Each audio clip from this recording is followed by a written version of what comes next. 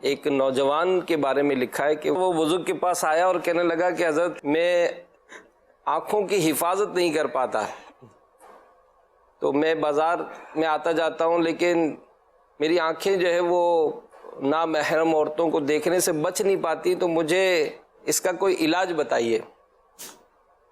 تو ان بزرگ نے فرمایا کہ علاج تو میں تمہیں بعد میں بتاؤں گا، پہلے ایک کام کرنا ہوگا۔ کہنے لگا کیا؟ کہنے لگا یہ دودھ کا پیالہ لو اور یہ بازار کے دوسرے سرے پر جو فلاں بزرگ ہیں ان تک تمہیں یہ پیالہ پہنچانا ہے جی، لیکن اس پیالے سے ایک قطرہ بھی گرنا نہیں چاہیے۔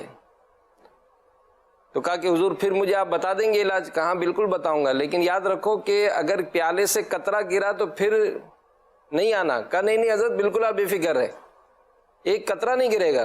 کہا اچھا اگر ایسا ہے تو پھر میں 2 آدمی تمہارے ساتھ کر دیتا ہوں، اللہ، اگر قطرہ گرا تو وہ بازار میں تمہیں 2 جوتے لگائیں گے۔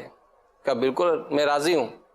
اس نے وہ پیالہ لیا اور بالکل آنکھیں جمائے بہت احتیاط کے ساتھ چلتے چلتے چلتے چلتے وہ بزرگ کے پاس پہنچا، وہاں جا کر پیالہ دیا، دوڑتا ہوا خوشی خوشی بزرگ کے پاس آئے کہ حضرت آپ نے جو مجھے کام دیا تھا وہ میں نے کام کر لیا، اب مہربانی کر کے مجھے جو ہے وہ علاج بتا دیجئے۔ سبحان اللہ۔ کیا قطرہ گرا تو نہیں؟ کہا نہیں حضرت، قطرہ کیسے گرتا؟ میں بڑی احتیاط کے ساتھ اور آنکھیں جما کر چلا ہوں۔ اللہ۔ تو کہا اور دوسری بات تو یہ کہ آپ نے 2 آدمی بھی تو رکھے تھے، یہ بھی ڈر تھا کہ اگر ایک قطرہ بھی گرے گا تو 2 جوتے پڑیں گے۔ اللہ۔ تو اب آپ مجھے جلدی سے علاج بتا دیجئے۔